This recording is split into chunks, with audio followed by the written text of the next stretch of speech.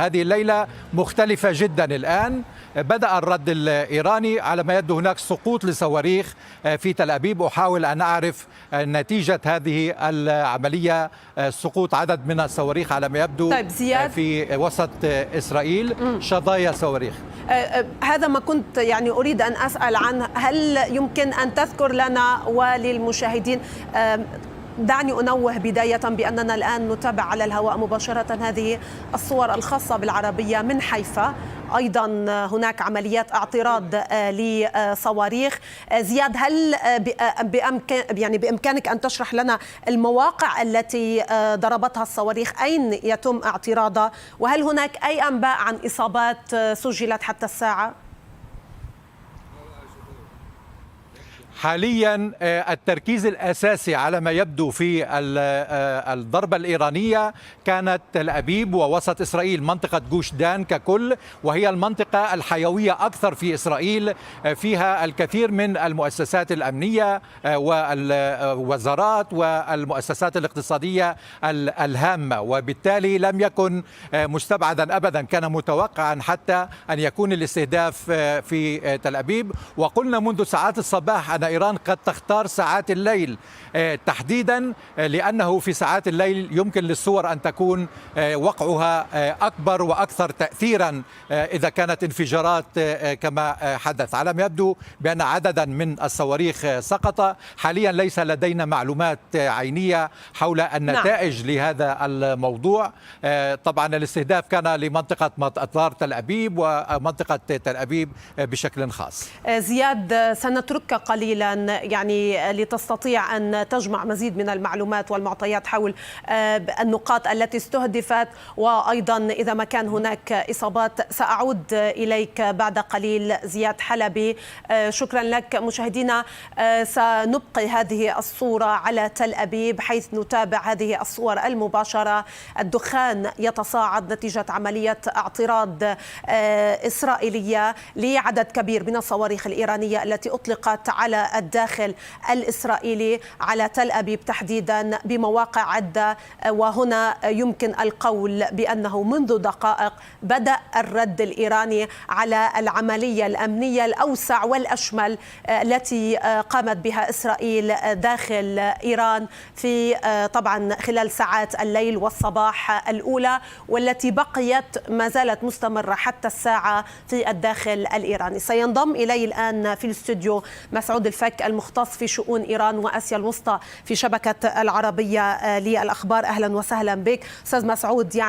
الهجوم الإسرائيلي خلال الساعات الأولى اعتمد على الخداع وأيضا على ما يعرف بعنصر المفاجأة. الآن بالكلمة التي تابعناها للمرشد، الرد الإيراني اليوم يعتمد على الوحدة والرد القوي.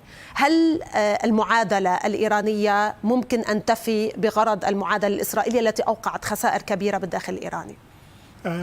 علينا أن نرى نتائج هذه الصواريخ. هل هذه الصواريخ ستكون مختلفة عن الوعد الصادق رقم 1؟ نحن نعرف مئات الصواريخ والمسيرات. وعد الصادق رقم 2 أيضا مئات المسيرات والصواريخ، ولم تستطع خلق فرق حقيقي وخلق موازنة جديدة في الصراع بين الجانبين. هل هذه العمليات، لا أعرف هل أطلقوا عليها عملية الوعد الصادق رقم 3 لأنهم كانوا يهددون دائما بوعد الصادق رقم 3. هل هذه العملية ستكون مختلفة؟ هل ستؤدي إلى إيجاد دمار كما وعدوا وقالوا؟ إذا حصل ذلك يمكن أن نطلق على الأمر كما تفضلتي وفقا لهذه المعادلة. اسمح لي أستاذ مسعود إلى أن نذكر أننا الآن نتابع مباشرة على الهواء هذه الصور الخاصة بالعربية من جنوب سوريا، حيث نتابع مرور الصواريخ الإيرانية واعتراض أيضا من قبل الدفاعات الجوية بالسماء السورية. نتابع إذن مشاهدينا هذه الصور المباشرة الخاصة بالعربية التي وصلتنا، فلنستمع للصوت الطبيعي.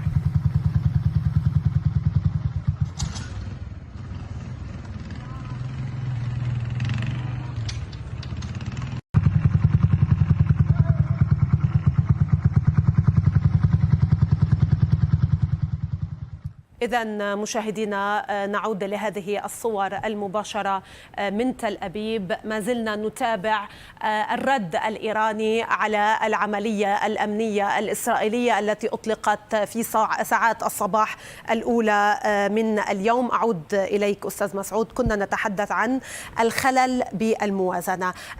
الصدمة بداية منعت الرد الإيراني وأحدثت خلل بالموازنة. كيف يمكن معالجة هذا الخلل الآن؟ هل هذه العملية التي أطلقت ممكن أن تعيد التوازن للخلل الذي أحدثته الضربة الغير مسبوقة على مستوى القيادات، على المستوى النووي وعلى مستوى الإرباك بالداخل؟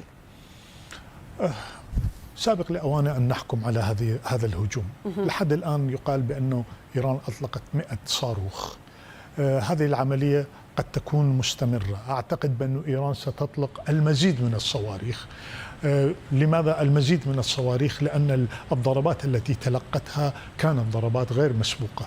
هذا لم يحدث في التاريخ الإيراني أن يتم اغتيال أو قتل هذا العدد من القادة في إيران إلا في منتصف الثمانينيات، عندما تم تفجير مقر حزب الجمهوري الإسلامي، وكان فيه كبار القادة الإيرانيين نحو 72 شخص قتلوا في تلك العملية، وأيضا اغتيال الرئيس الجمهورية رجائي وباهنر رئيس الوزراء. كل هذه الأمور الآن لأول مرة إيران مرة أخرى تجرب مثل هذا الهجوم الذي يستهدف القيادات العليا. القيادات العليا في الحرس الثوري.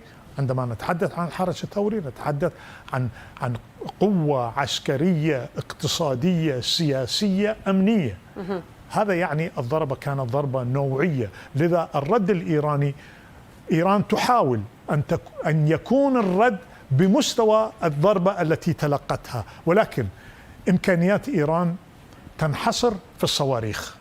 هذه إسرائيل كانت لها عناصر على الأرض. صحيح. وعناصر الإسرائيلية على الأرض ليس عملية جديدة. إسرائيل منذ الزمن لديها عناصر على الأرض، وهناك مسؤولين إيرانيين بارزين احتجوا على الوضع وعن اختراقات داخل مؤسسات الدولة في داخل إيران. ذات مرة تحدث محمود أحمدي نجاد وهذه الأيام، وهو الرئيس الإيراني الأسبق، وبدأ نفس الفيديو اللي تحدث به الآن يتم تداوله على مواقع التواصل الاجتماعي. نعم. عندما قال رئيس محاربة التجسس الإسرائيلي في الاستخبارات الإيرانية كان يعمل لصالح إسرائيل. هذا الفيديو اليوم بدأوا مرة أخرى يستخدمون في مواقع التواصل الاجتماعي. لذا الاختراقات موجودة.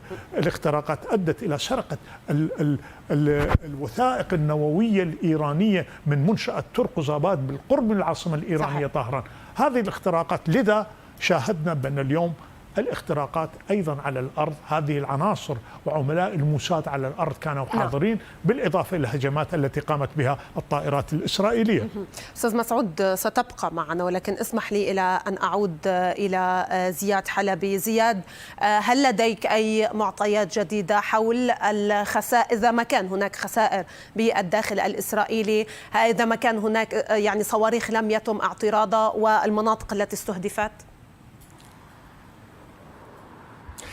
تم إطلاق حوالي 150 صاروخا باليستيا. هذه كمية كبيرة جدا، كانت متوقعة منذ الصباح. نتحدث أنه سيكون أكثر من 100 صاروخ. التقديرات الأولية، هذا الرقم ليس رسميا بعد، بأنه أطلق 150 صاروخا باليستيا.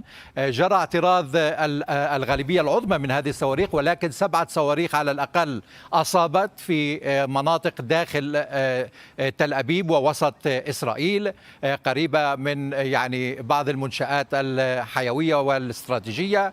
بطبيعة الحال هناك أضرار مادية. حاليا لم نبلغ عن وقوع قتلى أو جرحى في هذه التطورات، لكن الاستنفار يبقى، بمعنى طلب من الإسرائيليين المكوث في الملاجئ والبقاء حتى إشعار آخر، حاليا خشية من أن تكون هناك موجة أخرى من الاستهداف ومن إطلاق الصواريخ الإيرانية تجاه إسرائيل.